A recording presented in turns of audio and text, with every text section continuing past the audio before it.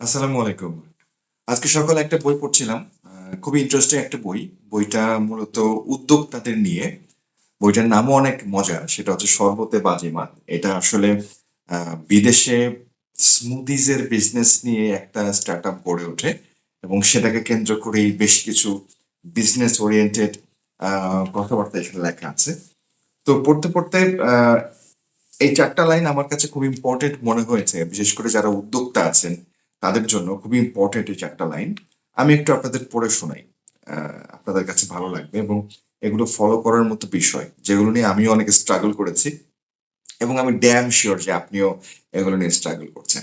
তো দেখেন, ৪ টা জিনিস প্রত্যেকটা উদ্যোক্তাদের ফলো করা উচিত অথবা যেকোনো ব্যবসায় এই ৪ টা রুল ফলো করলে আপনার ব্যবসা একদম তরতরায়ার সামনে আগায় যাবে। ব্যাপারটা অনেকটা এইরকম।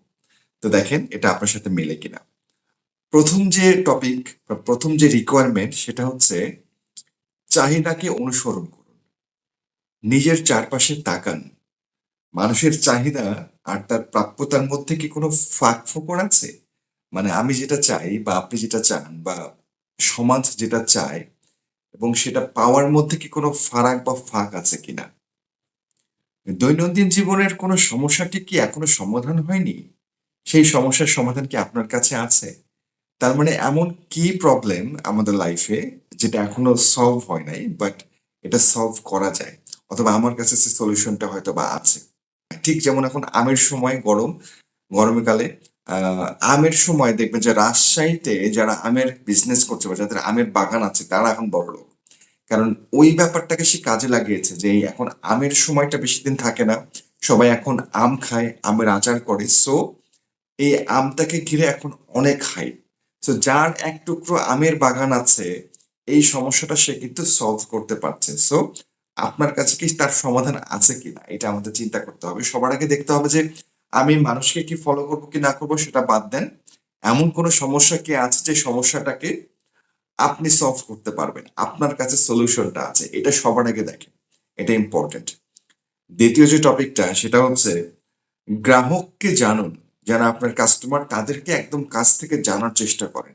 এই জানার মধ্যে ১ম যে ইম্পোর্টেন্ট বিষয় সেটা হচ্ছে যে উদ্দিষ্ট গ্রাহককে চিনতে হবে।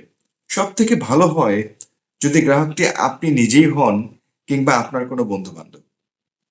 নিজেকে প্রশ্ন করেন যে পণ্যটি আপনি তৈরি করতে চাচ্ছেন বা যে পণ্যটি আপনি বিক্রি করতে চাচ্ছেন, আপনি কি সেটা কিনতেন যদি অন্য কেউ সেটা বানাতো?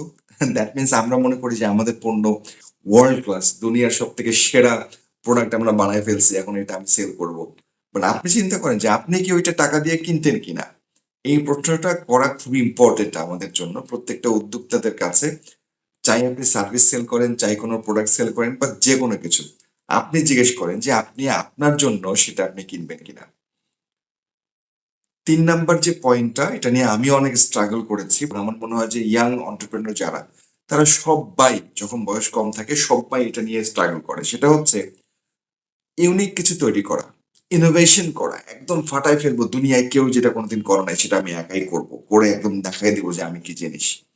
সো এখানে বলা আছে যে অভিনব নয়, আরেকটু ভালো কিছু করার কথা চিন্তা করেন। যেমন এখানে বলা আছে নতুন করে চাকা আবিষ্কার করার দরকার নাই।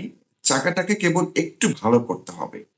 নতুন কিছু করতে পারাটা নিঃসন্দেহে ভালো কিছু। তবে বিদ্যমান কিছুকে ভালোভাবে করতে পারাটাও কিন্তু কম কিছু নয়। যেমন আমরা ইনোভেশন বাদ দিয়ে ধরেন একটা কলম আছে। এই কলমটা তো এমন কোনো জায়গায় নাই যে কেউ কলম ইউজ করে না। এখন আমি যদি এই কলমের একটা প্রবলেম খুঁজে বের করে এটাকে আরো নতুন করে সলভ করতে পারি, তাহলে ওই কলমটাই কিন্তু মানুষ আগ্রহ নিয়ে কিনবে। আর ৪ নাম্বার যেটা হচ্ছে যে দাদিমার কথা মনে রাখুন। দাদিমার কথা মনে রাখতে বলা হয়েছে এই কারণে যে আপনার যে বিজনেস বা আপনার যে আইডিয়া সেটা যদি আপনি আপনার দাদিমাকে বোঝাতে পারেন খুব সহজভাবে। মানে দাদিরা তো আসলে দাদি, নানিরা, নানারা তো আগের আমলের মানুষ। তারা তো সহজে বুঝবে না। তো তাদেরকে যদি আমি ইজিলি পিচ করতে পারি আমার উদ্যোগটা, তাহলে এটা খুব বেশি ব্যবসা সফল হবে। যদি দাদিমাদের না বুঝাতে না পারি তাহলে এটা নিয়ে কাজ করতে এখানে বারণ করা হয়েছে যে দাদিমাকে যদি বোঝাতে না পারেন সেটা নিয়ে চেষ্টা করার দরকার নেই। আর ৫ নম্বর হচ্ছে ফোকাস ধরে রাখুন, অনড় থাকুন। নিজের ব্যবসা বা ধারণাটার মূল বিষয়টি চিহ্নিত করুন এবং সেটিতে লেগে থাকুন। মানে প্রত্যেকটা কাজ যেন আপনার আহ, লক্ষ্য অনুযায়ী হয়। আপনি যেন লক্ষ্যচ্যুত না হন, লক্ষ্যে লেগে থাকেন, যে লক্ষ্যটা আপনি বা গোলটা আপনি সেট করবেন সেইটাতে যেন আপনি স্টিক থাকেন সবকিছু বাদ দিয়ে। তো এই 5টা বিষয় আমি 4টা বলেছিলাম, সেই 5টা বিষয় আসলে এই উদ্যোক্তাদের জন্য আমার কাছে মনে হয়েছে অনেক ইম্পর্টেন্ট ফলো করার জন্য। কনসিস্টেন্সি মেনটেন করে এগুলো যদি আমরা, আমার মনে হয় যে চেষ্টা করি, যে কোনো ব্যবসায় আপনি সফল হতে বাধ্য। তো ভালো থাকবেন, কথা হবে অন্য কোনো ভিডিওতে।